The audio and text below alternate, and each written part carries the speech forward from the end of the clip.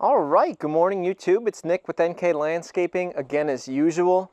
You can see I got the excavator loaded in the truck. We just got off of a short half-day job, and we've been doing some work around the yard, cleaning things up, and one of those things has been bringing Unilock back from our old yard. We've basically gotten it down to a few pallets left over, and there's one pallet in particular.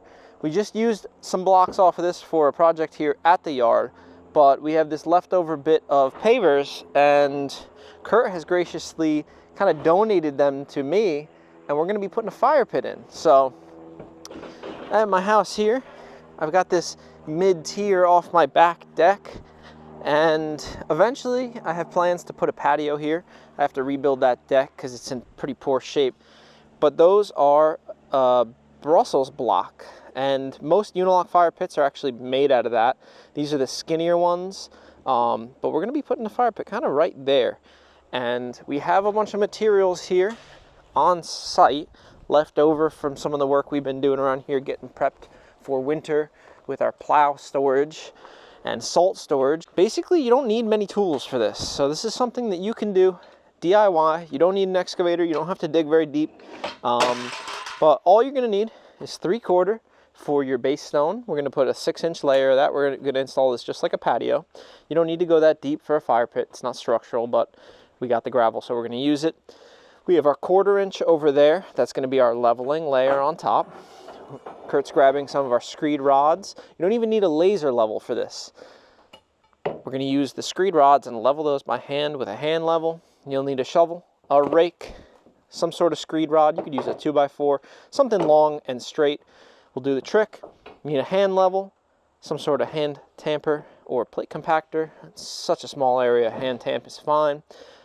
Paint to mark everything out, a hammer to beat the blocks in place, hand trowel for screening out the gravel once the pipes are pulled, and a tape measure. You're going to have to mark things out. Knee pads are optional. If you have bad knees like us, you're going to want those.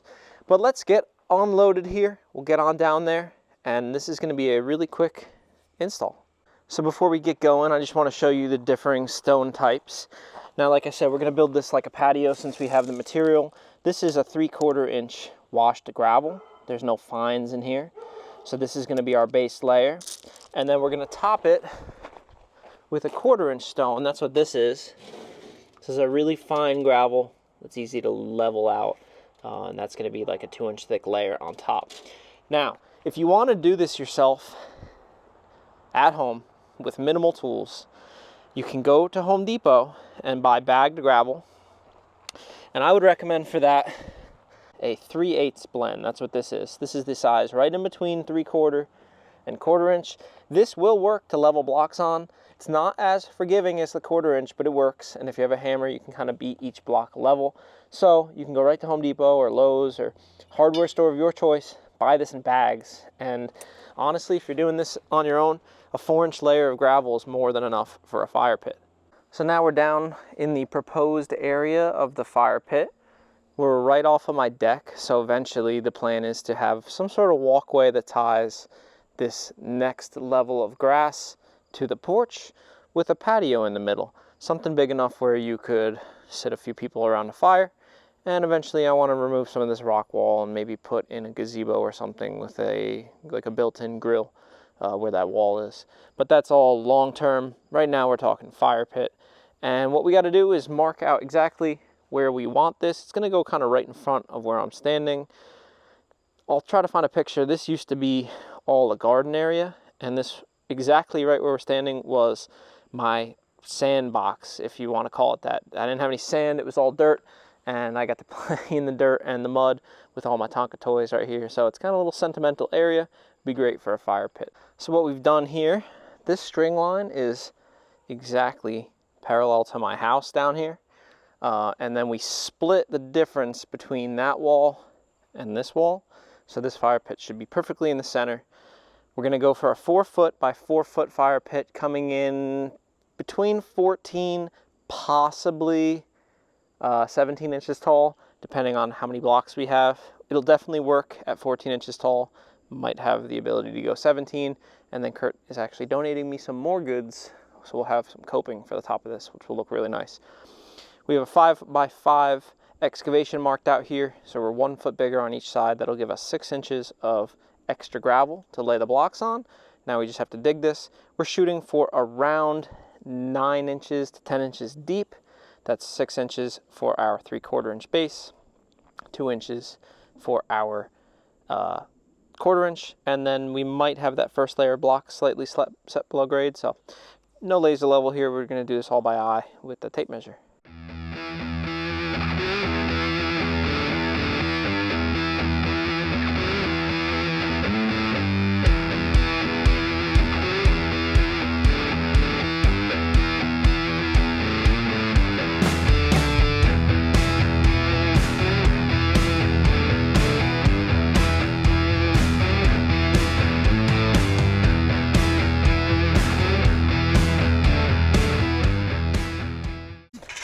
Got our base excavated and compacted. Again, this is a fire pit, you don't have to go crazy.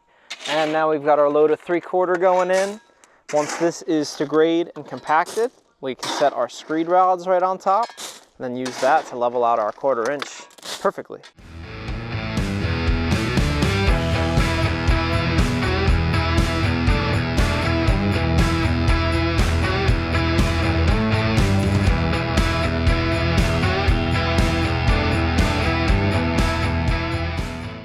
So now we have our 1/4 inch leveling layer going in, and what we're going to do here is we take our screed rods. So those are 1 1/4 inch, or technically 1 inch black like steel pipe, and we call it 2 inches just because you have some room for gravel. But if you lay these in here, you don't even need a laser level. We're basically going to level these forward to backward, and then we're going to level them to each other, and that sets you up for a perfectly level base. And you run your screed rod across that, and it screeds you a perfectly level base.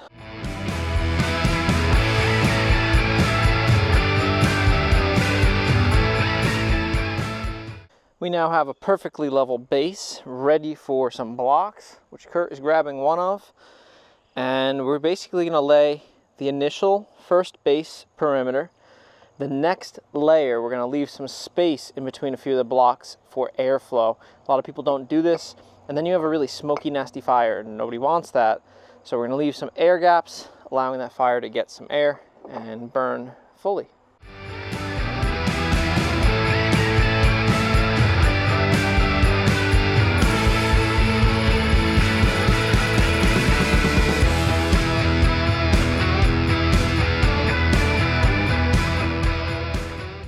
So if you are going to do this project, you are going to have to cut the blocks if you want the air holes in the bottom.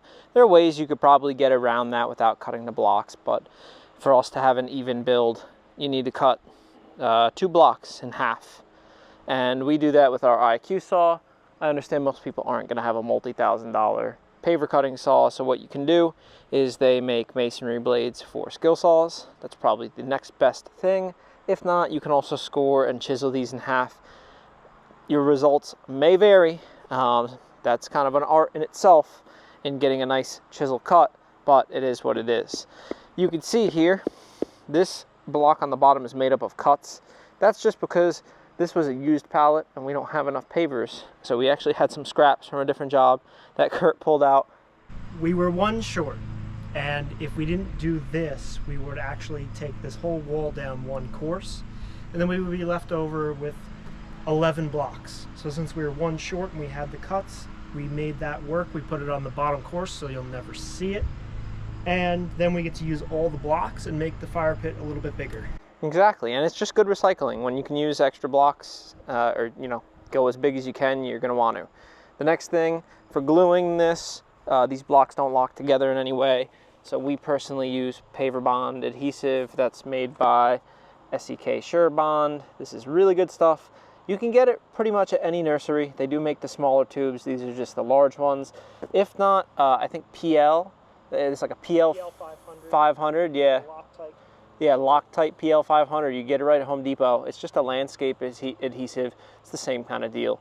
So I'm going to go and apply the glue to this row, and we'll build our next row with the air gaps.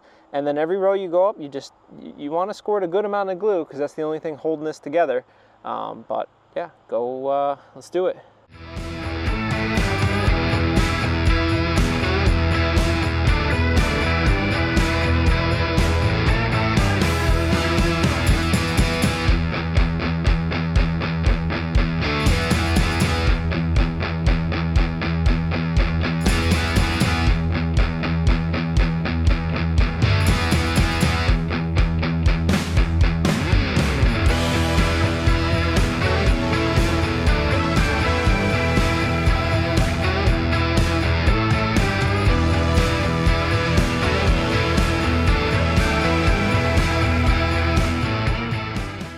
So we got our full 6 courses. That looks really nice. You can see our little air holes on the bottom. That should help out with the smoke big time, because normally when you buy this in a kit, they don't make provisions for that. And I've been around some fire pits that don't have those holes, and it gets pretty smoky. Do yourself a favor, if you are going to buy a Unilock, don't buy the kit. Just buy the Brussels block on a pallet. Save yourself some money. Yes, you don't get any of the fancy like cover or anything, which that's all add-ons anyway, but you get a few extra blocks in case, and then you could do things like that. For glue, I used about 128 ounces of glue. I've got 5 total paver bond tubes. One was basically empty and that one's got a little bit left, so about 4 full tubes to get this done. That's a lot of glue. I made the mistake of gluing in between where those air gaps are because I didn't measure properly. So I probably could have used a little bit less, but we're going to be putting some full-nosed coping, on top of this. We have it at our yard, and we're going to get rid of it. So that'll give us a little bit of an overhang on top, and it'll really cap this off, bring it up to a nice comfortable height. So if you have some chairs around this, you can put your plate or something on the edge. But that'll be tomorrow once this glue dries. And then I think I'm also going to put some 3/4 inch gravel in the base just to raise that base up a little bit, because eventually you have to scoop ash out of here, and I don't want to dig up that 1/4 inch. All right, good morning guys. We're here with a new day on this fire pit. You can see we have that full nose coping laid out on top. It's not of course ready, but what this is going to do for us, as you can see on this bottom piece, we're going to get a nice overhang.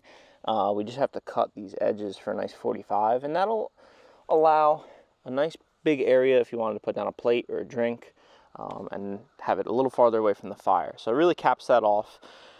If you were just doing a brick fire pit, you could do this at a Unilock or Teco block or even Home Depot stones. You'd basically be done. Everything's glued and dried and it's ready for a fire. We're going to go the extra mile and put this coping on top because we had it. You can see I put topsoil around and filled the inside with the 3/4 stone. That's preference. You don't have to do that. The only other thing that we're not going to be doing, since this is a bit of a custom fire pit, we're not going to have a steel insert. When you buy these as a kit, they generally come with the steel insert. You can get a lid for them. There's a ton of features that they have available that you can add. As long as you don't get a huge raging fire going in this, I haven't seen too many problems. The biggest thing is getting the inside face of the brick way too hot, but if you're not loading this up like a bonfire, it should be fine. So we're going to get ready to make some cuts, and then these all have to get glued on, and then this thing will be wrapped up, and hopefully we can have a nice fire in it. Well, there it is, the finished result. Still have to put down some seed and straw, but I'm not too concerned with that. My dog was digging here anyway. You could see the remnants of her holes everywhere. But that looks nice. Those full nose coping really add to the look. Like I said, that's just more area so you can put something down on top of the fire pit and less risk of it burning whatever you have. But I think the next step is seeing this thing in action. So all right guys, here we are a few days later. The glue has had ample time to dry. I've gotten some chairs down here and everything. It's the weekend. We've got Kurt over. We're actually taking some photos of this thing for our website and all that, but you want to see what it looks like? Now I know the GoPro is the worst camera for showing this thing off. The low light quality is quite terrible. But boy, Does that thing look nice? The coping really did it. I was unsure at first, but that coping really, really tied it all together. It makes the top look so much more big, more elegant. Like I said, it's a spot for you to put down plates, cups, or whatever. In this case, I got a nice beer, just chilling, and it's cool. It's cool right here. I mean, you have a little bit of heat, but it's not overly hot. Air holes are working great. The fire's burning good. Pretty low on the smoke. I don't have the best wood, but it's burning real nice. But that was a great addition to the backyard here. I couldn't be happier with how that thing turned out. So drop a comment. The air holes, look at that. That's super cool.